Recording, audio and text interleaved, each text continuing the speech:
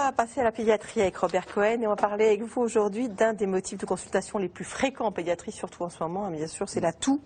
Et en fait, il y a beaucoup de raisons de tousser, c'est important de retrouver la cause. Oui, tout à fait, parce que on peut trouver des causes bien définies à la toux, par exemple de l'asthme, par exemple une allergie, des bronchiolites, des laryngites, la coqueluche, pourquoi pas, il y a des recrudescences, même le reflux, donc pas des causes infectieuses. Et quand on trouve une cause, bien entendu, il faut traiter cette cause et c'est là qu'il guérit la toux. Et c'est au médecin d'en faire le diagnostic, mais les parents doivent savoir quand est-ce qu'ils doivent consulter. Grosso modo, quand les enfants ont moins de 2 mois, il faut consulter. Quand ils sont gênés pour respirer, bien entendu, il faut consulter. C'est pas la toux, c'est la gêne respiratoire. Quand ils ont une respiration bruyante, quand ils mangent beaucoup moins bien, c'est 50% le délai qui fait qu'on sait qu'ils sont gênés pour respirer.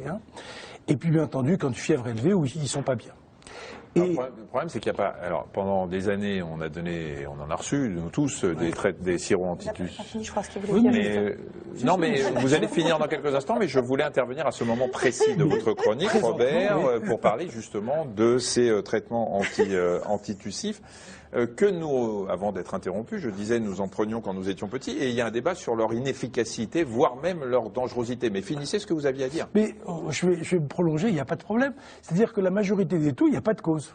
On vient de citer des causes, on est simplement enrhumé. C'est pas la peine d'insister. Voilà.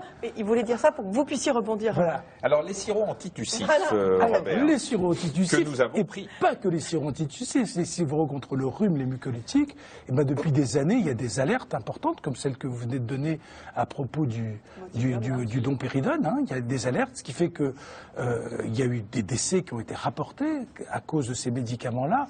Certes, il y avait des surdosages, c'était de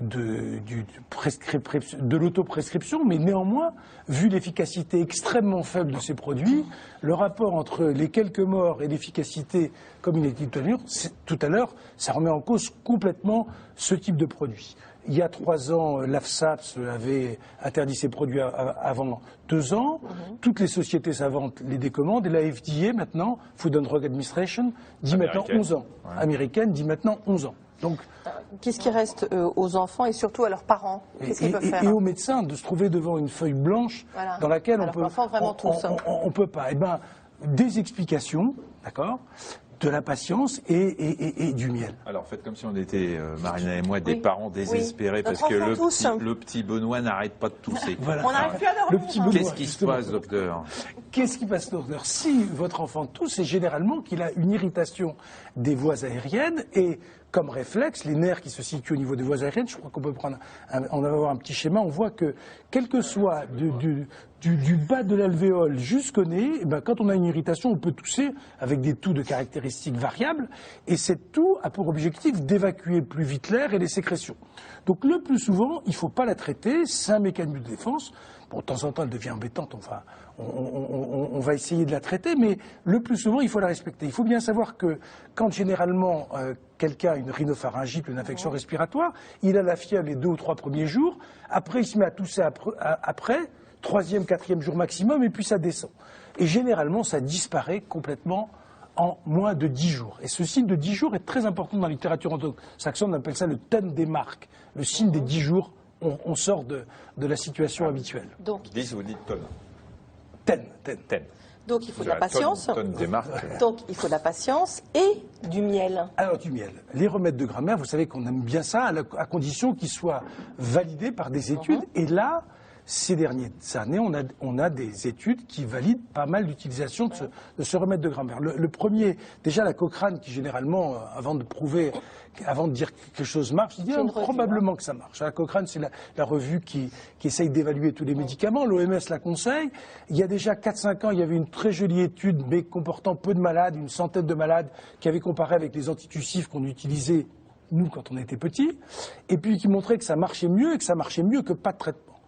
Une deuxième étude est arrivée, et puis il y a quelques mois, une très jolie étude publiée dans la meilleure revue de pédiatrie, et qui s'appelle Pediatrics, et où ils ont comparé, avec une méthodologie tout à fait moderne, en comparatif double aveugle versus placebo, en comparant 300 malades de quelques mois jusqu'à 5 ans, et puis ils ont regardé qu'est-ce que ça faisait. Et puis le résultat, c'est que ça fait Alors, ils ont essayé de juger la fréquence de la toux, la gêne de l'enfant, les réveils nocturnes, et surtout le plus important, vous savez, quand les parents consultent, c'est parce qu'ils sont réveillés eux-mêmes.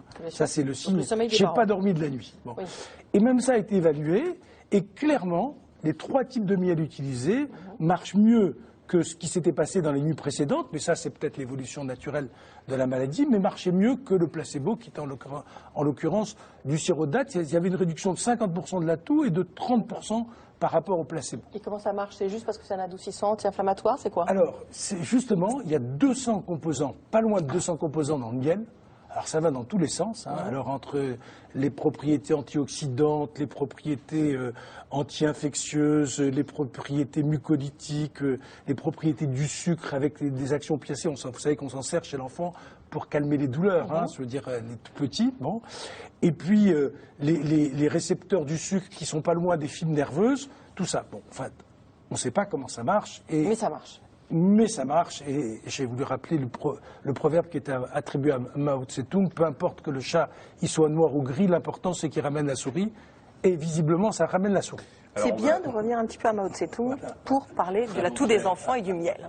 On va quand même rappeler que c'est contre-indiqué le miel avant un certain âge. Hein. Voilà. Avant 1 an, il y a une crainte parce que un nombre non négligeable de miels sont contaminés avec de la Clostridium botulique, la bactérie qui donne le botulisme, et la flore considérée comme immature du nourrisson pourrait permettre à la bactérie de s'implanter et donner des actions. Donc généralement, on ne donne pas avant 1 an. Et puis dernier point, généralement, il ne faut pas en donner tous les soirs sous prétexte parce qu'ils vont finir par avoir des caries. Ouais, c'est sûr. Voilà. Tous les miels sont bons ou pas? Alors, les 4 miels qui ont été testés marchent. Hein, donc, c'est-à-dire, ça avait été le sarrasin, l'eucalyptus, des agrumes. J'ai oublié le 4e. Thym romarin. Voilà, thym romarin. Ce ne sont pas les meilleurs. Hein. Et c'est pas les meilleurs. Donc on pense plus que c'est un effet de groupe d'où l'importance de préserver nos abeilles qui sont tellement en danger. Et voilà, nous revenons à la défense des abeilles. C'est très bien.